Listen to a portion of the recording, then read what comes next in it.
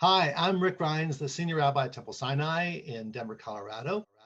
This week's Torah portion is Beha'alotcha, chapter 8 of the book of Numbers through chapter 12.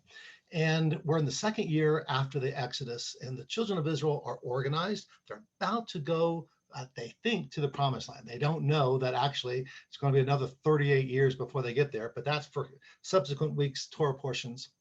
What is important that I wanted to focus on is something that happens in chapter 10 of this week's portion, and that is Moses' father-in-law, who is known to us mostly as Yitro. Sometimes he's called Hobab. Regardless, this father-in-law is of the Kenite tribe and is a Kohen, a priest of that Midianite a group of people. And he says, I'm going to go back to my people. I'm going to go back to my homeland. Moses, you and Zipporah, my daughter, and my grandchildren, and you and your people are going off to the promised land. But Moses stops and he says, my father-in-law, my friend, my teacher, my mentor, don't leave us.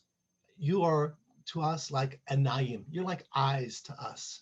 And he actually says, Hayata anayim, you have been like eyes to us, but also the hayata in the Hebrew, it's a vav hayafuch, they have a little bit of grammar.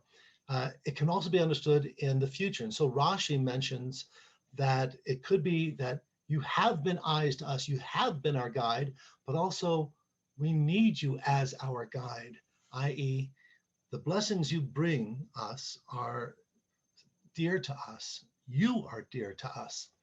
Now, again, Yitro is not an Israelite. He's not of the tribes of Israel. He's not of our DNA family. But Moses said, you are our family. You're like our own eyes. You are our own guide. And Yitro sort of says, no, I'm not ready to do that. I'm going to go back to my people. But Moses reaches out one more time and he says, all the goodness that God will give to us, we will be good to you too. You are one of us. Be with us. Now, that's how the text leaves off. It's not clear from the Torah whether or not Yitro actually joins the tribes of Israel, except for, if you look at the commentary, and Rashi mentions and makes reference to the book of Judges, where it says that the Kenite clans bring their offerings up to Israel, up to Jerusalem, up to the temple, and that they were given a special allotment of the most fertile land around Jericho. Now, Jericho was also known as the city of the date palms, very fertile, very important part of the Eretz Yisrael, the land of Israel. And who are the Kenites? The Kenites are Yitro's clan. That's his family. And so, as it turns out, he did join our people. He did join our future. And it all started because Moses reached out and said, you are with us. We need you. We love you. And we want you to be at home with us. Now, that reaching out to those of our loved ones who are not Jewish and making sure that they feel at home in our synagogue, in our community, whether they convert or not is not as important as that they feel that they're part of our family, our mishpacha, that we love them, that we are better off with them.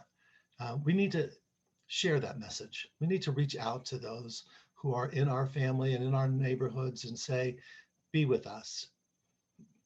We value you. You are a blessing for us. That message leads us to something that we're experiencing here in the United States. That is an outbreak of anti-Semitism. It's rooted perhaps in some anti-Zionism, but yet it looks like that anti-Zionism is just a cover for what is truly anti-Semitism, anti-Judaism, bands of people attacking Jews, not in Germany, not in France, not in Islamic countries, but here in the United States, bands of people attacking Jews in New York City and in Los Angeles. That plague of anti-Semitism is something that we have to address.